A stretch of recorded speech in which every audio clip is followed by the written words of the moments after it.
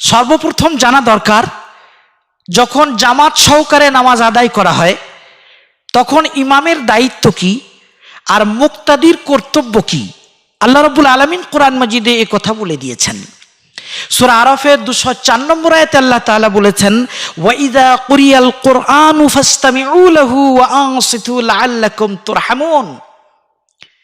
আয়াতের তরজমার আগে বলছি, ইমাম বাইহাকি রাহিমাহুল্লাহ কিতাবুল কিরাআর মধ্যে 73 নম্বর পৃষ্ঠায় নিজের সনদ মিলিয়ে মুফাসসির সম্রাট সাহাবী আব্দুল্লাহ ইবনে আব্বাস রাদিয়াল্লাহু তাআলা আনহুমা থেকে বর্ণনা করেছেন, কোরআন মাজিদের এই আয়াতটি নাজিল হয়েছিল ফরজ নামাজের মধ্যে কেরাত করা সম্পর্কে।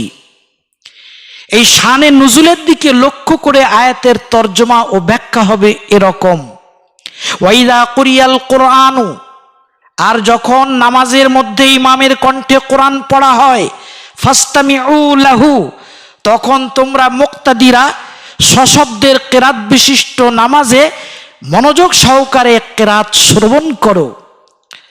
ওয়া আনসিতু, আর নিঃশব্দের কেরাত বিশিষ্ট নামাজ সমূহে ধ্যানমগ্ন সহকারে নীরব থাকো, লাআল্লাকুম তুরহামুন, যেন তোমাদের উপর রহমত বর্ষিত হয়। এটা সূরা আরাফের 204 নম্বর আয়াত।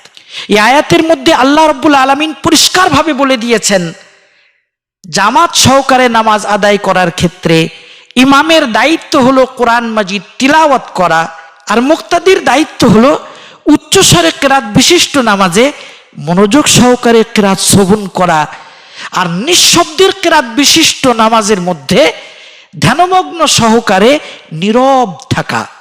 এটাই হচ্ছে ইমাম আর মুক্তাদির দায়িত্ব ও কর্তব্য। মাসআলা খুবই পরিষ্কার।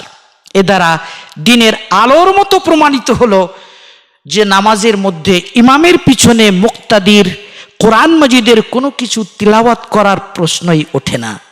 ইমামের পেছনে কেরাত করা নামাজের পূর্ণাঙ্গ মসলা বলতে গেলে 3-4 ঘন্টার সময় লাগবে। যেগুলো নিয়ে বেশি খুব চর্চা হয় ওগুলো সম্পর্কে বলছি। ইমামের পেছনে কেরাত করা, আল্লাহ রাব্বুল আলামিন কোরআনে কারিমে ইরশাদ করেন, ওয়াইদা কুরিয়াল কুরআনু ফাসতামিউ লাহু ওয়া আনসিতু লাআল্লাকুম তুরহামুন। সূরা আরাফ 204 নম্বর আয়াত, সূরা আরাফ 204 নম্বর আয়াত। এই আয়াতের তর্জমা কি? ওয়াইদা কুরিয়াল কুরআনু, যখন কোরআনে কারিম পড়া হবে, যখন কোরআন পড়া হবে। সূরা ফাতিহা কোরআন কি কোরআন নয়? সূরা ফাতিহা কোরআনের অংশ। আর আল্লাহ বললেন, ওয়াইদা কুরিয়াল কুরআনু, যখন কোরআনে কারিম পাঠ করা হবে, ফাসতামিউ লাহু, কান লাগিয়ে শুনো, কান লাগিয়ে শোনো। যখন কোরআন পাঠ করা হবে তখন তোমরা কান লাগিয়ে শুনো। এটা জামানের জন্য, এ জামানের সময়, যেই সময় কোরআনে কারিম তেলাওয়াত করা হবে তখন তোমরা কান লাগিয়ে শোনো। ওয়া আনসিতু, এবং চুপ থাকো, লাআল্লাকুম তুরহামুন, যেন তোমাদের উপরে রহম করা হয়। ব্রাদার ইসলাম, কোরআনে কারিমের এই আয়াতে মুমিনদের উপরে দুটি নির্দেশ। একটা হলো কোরআন তেলাওয়াত করলে কান লাগিয়ে শুনতে হবে, আর একটা নির্দেশ কি? চুপ থাকতে হবে। নামাজও 2 রকমের হয়। সিররি কেরাতের নামাজ যেমন যোহর, আসর, আর জোরে কেরাতের নামাজ মাগরিবের নামাজ, এশার নামাজ আর ফজরের নামাজ। এখানে 2 রকম হুকুম আছে, আর নামাজও 2 রকমের আছে। তাহলে বোঝা গেল, যদি কেরাত শুনতে পাওয়া যায় তখন কান লাগিয়ে শুনতে হবে এবং চুপ থাকতে হবে। আর যদি শুনতে না পাওয়া যায় তাহলে শোনা তো গেল না, তাহলে দ্বিতীয় হুকুম আছে কি? নীরব থাকা, নীরব থাকতে হবে। বোঝা গেল ইমামের পেছনে কেরাত করা যাবে না। কোরআনে কারিমের এই আয়াতটাকে প্রমাণিত হলো সূরা আরাফ 204 নম্বর আয়াত। আমি যখন কোরআনে কারিমের আয়াত পেশ করলাম, কোরআন পড়লে কান লাগিয়ে শ্রবণ করতে হবে, চুপ থাকতে হবে।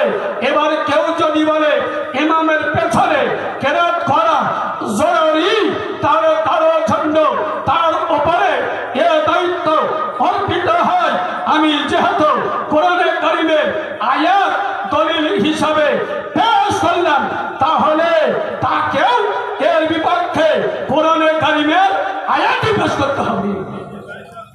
কোরআনে কারিমের আয়াত পেশ করতে হবে। কিসের জন্য? কোরআনে কারিমের সঙ্গে মোকাবেলা করবে খবরে ওয়াহিদ। এটা হবে না, এটা হবে না। হাদিস কেবল সহিহ হলেই হবে না, সব জায়গায় এক ধরনের হাদিস দেখালে চলে না। ইমামের পেছনে সূরা ফাতিহা না পড়লে সালাত হবে কিনা, বিষয়টি মুখতালাফি ভাই, অনেক দীর্ঘ আলোচনা। এক্ষেত্রে তিনটা মত সবচেয়ে প্রসিদ্ধ। একটা হলো যে ইমামের পেছনে আপনি সূরা ফাতিহা পড়বেন, ইমাম পড়ুক না পড়ুক, যাই করুক না কেন, আপনি শুনেন না শুনেন, আস্তে পড়ুক জোরে পড়ুক, ইমাম সিররি নামাজ হোক জাহরি নামাজ হোক, সর্বাবস্থা আপনি পড়বেন। আরেকটা মত হলো যে না, ইমামের পিছনে সূরা ফাতিহা আপনি পড়বেন না, ইমামের কেরাতে আপনার জন্য যথেষ্ট, পড়লে মাকরু হবে। আর আরেকটা মত হলো ইমাম যখন জোরে কেরাত পড়বেন তখন আপনি শুনবেন, আর যখন ইমাম আস্তে কেরাত পড়বেন তখন আপনি পড়বেন মনে মনে। এই তৃতীয় মতটা আমরা বেশি গ্রহণযোগ্য মনে করি। সমস্ত হাদিস এবং আয়াতগুলোকে সামনে রাখলে কোরআনে আল্লাহ তাআলা বলেছেন, কোরআন যখন পাঠ করে আসেন তোমরা চুপ থাকো এবং নীরব থাকো। তাহলে জোরে যখন পড়া হয় আমরা চুপ থাকলাম, নীরব থাকলাম। আবার হাদিসে আসছে সূরা ফাতিহা না পড়লে সালাত হবে না, তাহলে ইমামটা শুনছিও না, সেক্ষেত্রে আমি পড়লে আমার সালাত হয়ে যাচ্ছে। যদি এক্ষেত্রে অন্য হাদিসে রয়েছে মান কানা লিল ইমাম ফাকারাতুল ইমাম লাহু কিরাআতুন, অনেক লম্বা আলোচনার বিষয়। আমরা শুধুমাত্র সংক্ষেপে এটা বলবো, তিনটা মত রয়েছে, তৃতীয় মতটাকে আমরা অধিক নিরাপদ মনে করি। শুধু আমি নয়, আব্দুল হাই খুনৈব রাহিমাহুল্লাহ, শামসুল হক রাহিমাহুল্লাহ সহ অনেক বড় বড় উলামা আনহু একবার নামাজ পড়াচ্ছিলেন, তখন কিছু মানুষ ইমামের পিছনে সূরা ফাতিহা পড়েছিল। হযরত ইবনে আব্দুল্লাহ ইবনে মাসউদ রাদিয়াল্লাহু তাআলা নামাজ শেষ করে বলেছিলেন, আমা আন্না লাকুম আন তাফাক্কাহু আমা আন্না লাকুম আন তাআকিলু ওয়া ইযা কুরিআল কুরআন ফাসতামিউ লাহু ওয়া আনসিতু কামা আমারাকুমুল্লাহ।